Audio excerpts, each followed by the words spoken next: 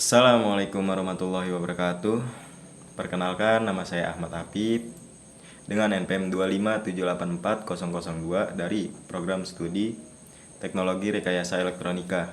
Di sini saya akan menjelaskan apa itu flowchart. Flowchart atau bagan alur adalah representasi visual grafis menggunakan simbol-simbol standar untuk menggambarkan urutan langkah, proses, dan keputusan dalam suatu sistem, prosedur, atau algoritma program. Flowchart digunakan untuk menyederhanakan alur kerja yang rumit agar lebih mudah dipahami, dianalisis, dan dikodokumentasi. Fungsi utama dari flowchart adalah memberi gambaran jalannya sebuah program dari satu proses ke proses lainnya, sehingga alur program menjadi mudah dipahami oleh semua orang. Ya, saya di sini ingin menjelaskan tentang studi kasus yang dari Pak Iqbal tugas 1, yaitu sebelum sistem keamanan aktif microcontroller harus melakukan pengecekan mandiri self test. Nah, ini dia adalah flowchart-nya. Yang pertama, tekan mulai. Setelah itu, inisialisasi pin input atau output. Selanjutnya, nyalakan LED power hijau. Setelah itu, cek koneksi sensor. Setelah mengecek koneksi sensor, bunyikan buzzer 0,5 detik. Dan selanjutnya, tampilkan pesan sistem aktif. Lalu setelah itu, selesai. Ya, dan ini dia, saya akan menjelaskan tugas yang kedua, adalah studi kasus yang kedua. Studi kasus yang kedua itu sebuah lengan robot di pabrik memilah barang. Jika berat barang lebih dari 500 gram, barang masuk ke keranjang A. Jika kurang dari itu, masuk ke keranjang B.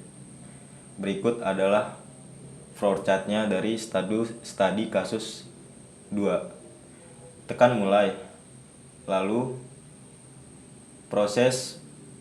akan memproses baca sensor load cell.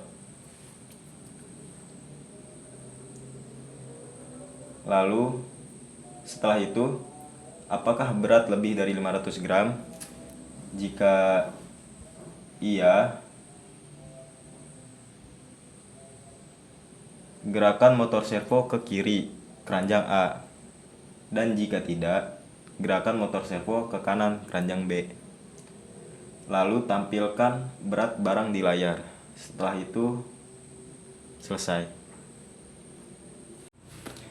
Ya, dan di sini saya akan menjelaskan tentang tugas yang ketiga, studi kasusnya, yaitu sistem harus terus memantau suhu. Jika suhu terlalu panas, kipas menyala, sistem tidak boleh berhenti agar server tidak overheat. Dan di sini adalah flowchart-nya. Yang pertama, ia tekan mulai. Setelah tekan mulai, akan memproses baca sensor suhu LM35 atau DHT11. Selanjutnya adalah pengambilan keputusan atau decision. Jika keputusannya tidak, matikan relay kipas pendingin. Matikan relay kipas pendingin jika keputusannya tidak. Dan jika keputusannya iya, aktifkan relay kipas pendingin. Lalu setelah itu terjadi proses tunggu delay selama 5 detik. Dan setelah itu, ini tidak akan mati ya, karena ini akan terjadi jika ini akan kembali ke langkah awal. Nah, karena di sini sistem tidak boleh berhenti agar server tidak overheat.